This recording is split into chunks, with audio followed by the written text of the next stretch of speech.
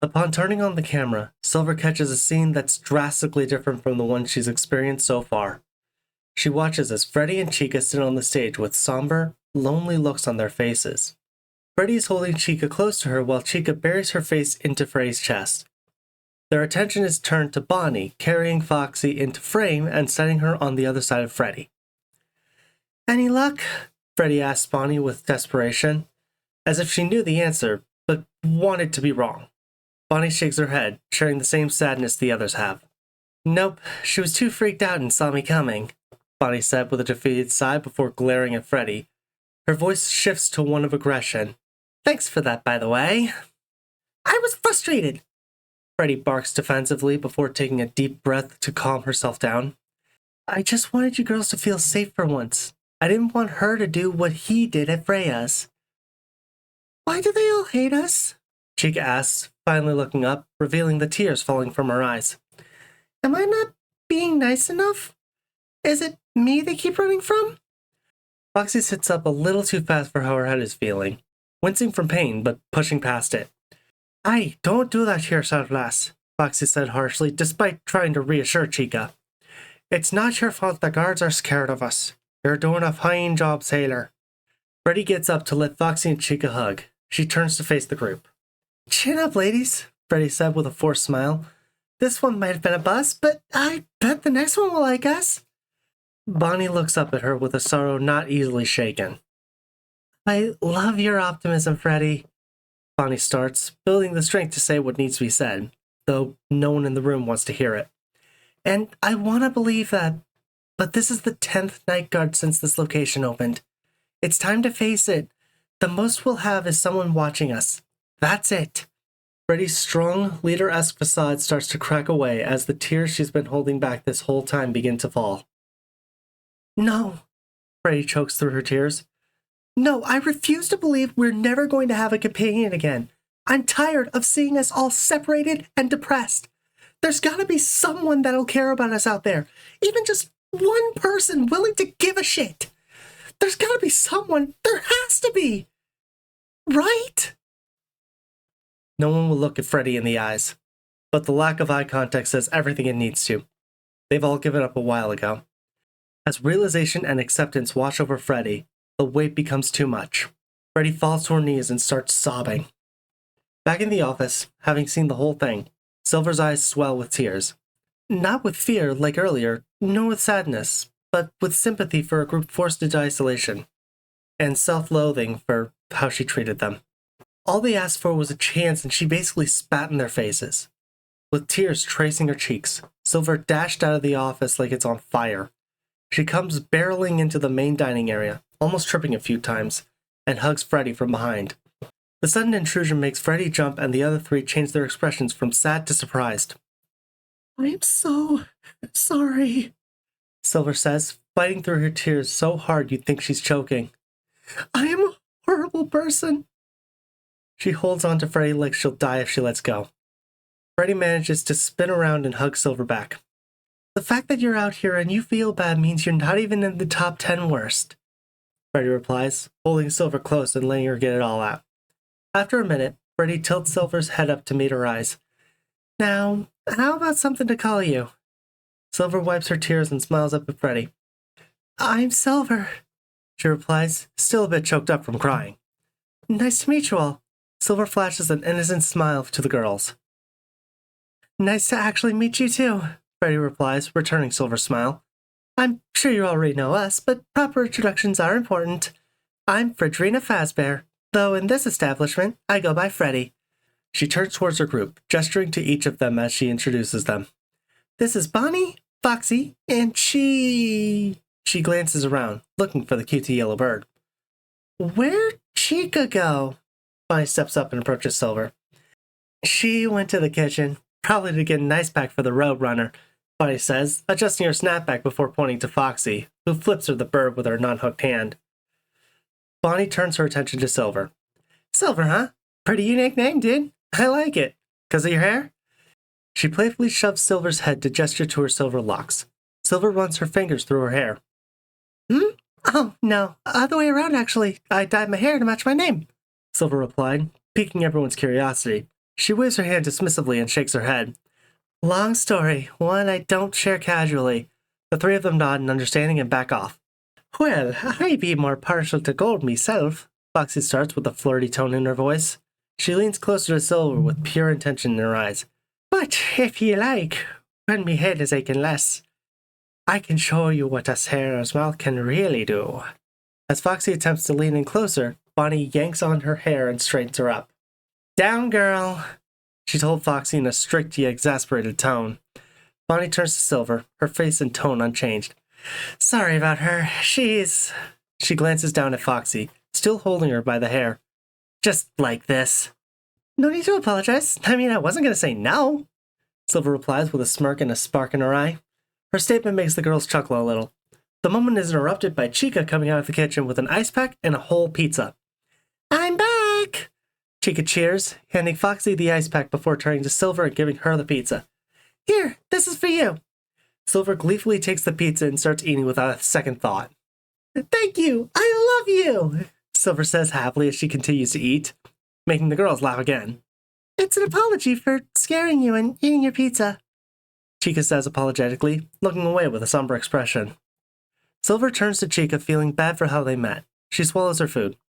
You don't need to apologize. I'm the one that freaked out, she reassures Chica, letting her run in for a hug and hugging her back. The other girls smile with teary eyes at the display in front of them. Hey, I need to ask, what is this game you talked about? Silver asks Freddy. Freddy tilts her head away in slight embarrassment. Oh, that, she stammers, clearly embarrassed by the display she put on earlier. It's just something to keep us sharp and entertained. It's fairly simple. Once the game is called, the goal is to catch the night guard, i.e., you, before the night shift ends. The girl that catches the guard gets to keep them for the rest of the night. Silver's face betrays a bizarre mix of shock and intrigue before Foxy chimes in. Speaking of the game, has anyone caught you yet, lass? She asks Silver. Silver thinks for a moment before giving her answer. No, I don't think anyone has. Her answer makes the girls, Chica especially, increasingly curious. Correct me if I'm wrong, but doesn't that mean the game is still going? Chica points out. Everyone stops in their tracks at that realization. The four animatronics glance at Silver with a blank stare. Silver stares back with the same blank look. It doesn't take long for the girls to switch to a lustful look, followed shortly by Silver switching to a fearful one. Look! A celebrity that's definitely not a distraction! Silver shouts, pointing towards the entrance. All four girls look in that direction. Where? They all shout as they turn their heads. While they're distracted, Silver darts down the east hallway fast enough to be gone by the time the girls look back to where she was a moment ago. There's no way that worked, Bonnie stated with a disappointment in her voice. All four of them slap their palms on their foreheads. Silver darts down the hall and dives into the first room she sees, closing the door behind her. So much running, Silver says, slightly breathless. When she takes a moment to look around the room, she sees the familiar sight of spare animatronic parts and an animatronic in a cloak resting on the table. Realization builds worry on Silver's face. This is the storage room. Silver turns to the door. However, worry quickly turns to fear as the handle shakes. The door wouldn't budge. Silver focuses fully on trying to open the door, pulling with all her might, but to no avail. So focused, in fact, that she doesn't notice the cloaked animatronic sit up on the table. The animatronic clears its throat, catching Silver's attention. Sorry, sweetheart. That door sticks. Only ones that can open it are me and my sister. The animatronic spoke with a dominant, mischievous voice, like a predator teasing its prey before striking. She hops off the table and holds out her hand, as if expecting Silver to walk into her grasp willingly. Come here, hon. Let me get a better look at you. Silver backs up against the door. Yeah, I think I'm good here, thank you very much, she responds. The cloak girl lets out a haunting yet graceful and enchanting laugh, sending a shiver up Silver's spine. Though, in the moment, she couldn't tell if it was one of fear or arousal. It's cute that you think you have a choice in this matter. The girl's words stunned Silver, practically into submission. I told you, I can open that door. You want out, You'll do everything I say, sweetie. The girl holds her hand out again, not leaving any room for defiance this time. Now come. Weighing the options, or lack thereof, Silver obediently shovels up to the cloaked girl and rests her head in her hand, allowing the girl to caress her cheek. What a good girl. Pretty little thing, aren't you? And so obedient, she says, her hand entwining with Silver's long hair. Thank you. Silver stutters nervously. The animatronic reaches for her hood and flips it down, revealing herself to be a rabbit with purple eyes. She has a similar color to the golden bear, but with a slight hint of a sickly green tint. Despite the minimal decay, however, Silver is completely floored by the beautiful creature in front of her. She stares, still stunned, but not in fear. All self-preservation went out the window once that hood went down. It was replaced by pure attraction. The rabbit notices the effect she's having on Silver and chuckles with a grin. What a reaction! I love making a cute girl turn red like this, the rabbit remarks. She tilts Silver's head up to meet her gaze. I guess this means I win? Pucker up, darling. You're in for quite a treat. She leads Silver's lips onto hers, pulling her into a passionate kiss. Silver is surprised not only with how forward the rabbit is, but how real the kiss feels. All thoughts slowly melt away as both of them sink into the kiss. The only thing more adventurous in that moment than the rabbit's mouth was her hands, shifting and pulling at Silver's uniform to give her better access. Silver didn't mind. In fact, she welcomed it. After the day she had, she needed this.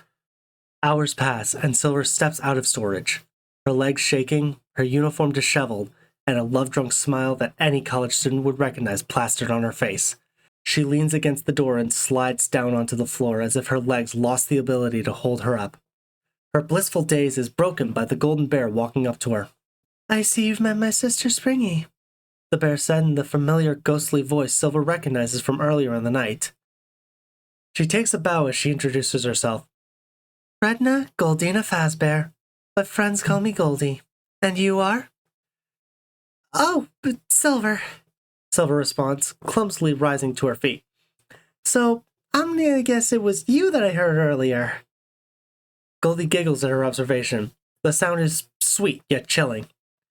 Quite the clever one, aren't you? Goldie responds. I figured if you knew what you were hiding from, you'd see how needless hiding was. I'm glad I was right. She turns to a nearby clock, checking the time. 5:59. Your shift will end soon. See you tomorrow, I hope. Before you go, Silver starts, making Goldie stop in her tracks. How do I unstick the storage door? Your sister said there was a trick to it. Goldie looks at Silver with confusion. No trick, dear. That door doesn't stick. Goldie answers. Silver stares at her with shock and disbelief. But what? Excuse me? Silver eventually spits her words out. But I tried to open it. It wouldn't budge. Goldie realizes what happened and lets out yet another ethereal giggle. You'll find a great number of secrets and surprises working here, dear Silver. A small number of us have some unique powers, Goldie says knowingly before flashing Silver a gleeful, friendly smile. For example, in an instant, Goldie disappears into thin air with a pop, leaving Silver dumbfounded. Okay, she can teleport, Silver says to herself. Before the night can get any weirder, a bell sound goes off, presumably to signal 6 a.m. What have I gotten myself into? Silver looks back at the storage room, smiling at it with a blush on her face as she walks out of phrase and heads home.